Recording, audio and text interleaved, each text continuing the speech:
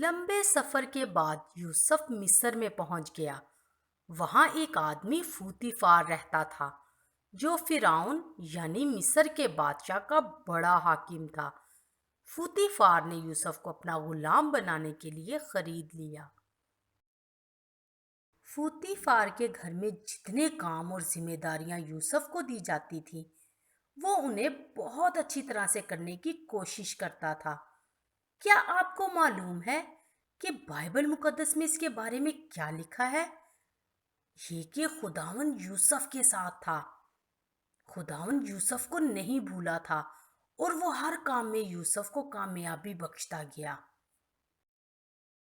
فوتی for نے دیکھا کہ اس کے گھرانے کے لیے یوسف برکت کا باعث بن گیا ہے، اس لیے اس نے یوسف کو دوسرے غلاموں پر زیادہ اختیار دیا۔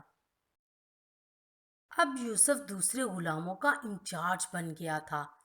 جب ان کا آقا کسی جگہ جانا چاہتا تھا تو وہ اس کے لیے گھوڑا گاڑی تیار کرتے تھے اور اس کے لیے بہت سارے کام کرتے تھے۔ فوتی فار کی بیوی نے بھی یوسف کو دیکھ لیا۔ وہ سوچنے لگی، یہ ایک خاص غلام ہے، وہ اچھا کام کرتا ہے اور بہت خوبصورت بھی ہے۔ میں اس کو پسند کرتی ہوں، کاش وہ میرے ساتھ دوستی کر سکے۔ جب یوسف اپنا کام کر رہا تھا تو فوتی فار کی بیوی نے اس کو بلایا اور کہا، تم مجھے اچھے لگتے ہو، تم کچھ وقت میرے پاس رہو۔ یوسف نے جب اس کی بات سنی تو وہ فوراً سمجھ گیا کہ اس کے ارادے اچھے نہیں۔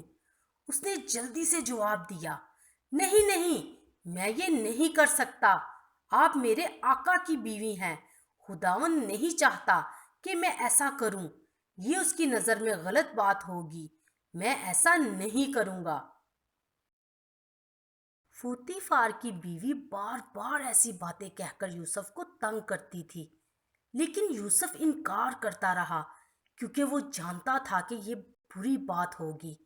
کیا آپ بھی یوسف کی طرح برے کام سے دور رہتے ہیں تاکہ خداوند آپ سے ناراض نہ ہو؟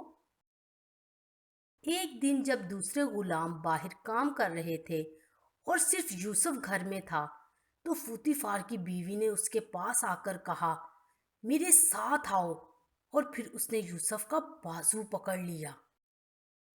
یوسف ڈر گیا اور ایک دم وہاں سے بھاگتا ہوا نکلا، لیکن اس کی چادر فوتی فار کی بیوی کے ہاتھ میں رہ گئی۔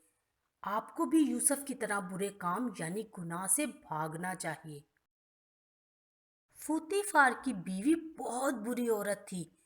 اس وقت وہ چلانے لگی، مدد کرو مدد، اس غلام نے میرے ساتھ بدتمیزی کی ہے، میری مدد کرو۔ اور جب دوسرے غلام گھر میں بھاگتے ہوئے آئے تو اس نے ان کو یوسف کی چادر دکھائی، یہ دیکھو اس کی چادر۔ جب میں چلانے لگی تو وہ اسے چھوڑ کر بھاگ گیا۔ جب فوتی فار گھر واپس آیا تو اس کی بیوی نے یوسف کے خلاف وہی جھوٹی باتیں بتائیں۔ اس نے کہا، وہ غلام یوسف بہت ہی برا شخص ہے، اس کی یہ چادر دیکھیں، یہ اس کی بری حرکتوں کا ثبوت ہے۔ یہ سن کر فوتی فار کو بے حد غصہ آیا۔ اس نے کہا، میں اس کو قید خانے میں ڈال دوں گا۔ اوہ، یہ سب کچھ کیسے ہوا؟ اب یوسف کو قید خانے میں ڈال دیا گیا ہے۔ فوتی فار اور اس کے گھرانے کے لیے اس نے صرف اور صرف اچھے کام کیے تھے اور اب اس کے بدلے میں اس کو دکھ اٹھانا ہے۔ خداوند یسوع کی زندگی بھی کچھ ایسی ہے۔ اس نے کبھی بھی کوئی غلط کام نہیں کیا، لیکن اس نے ہمارے گناہوں کے لیے دکھ اٹھایا۔ یسوع نے ان لوگوں کے گناہوں کی سزا خود برداشت کی جو اس پر ایمان لاتے ہیں۔ اب یوسف کے ساتھ کیا ہوگا؟ ایک بات ضرور ہے کہ جہاں بھی یوسف ہوگا خداوند اس کے ساتھ ہوگا۔ بالکل اسی طرح خداوند ہر وقت آپ کے ساتھ بھی رہنا چاہتا ہے۔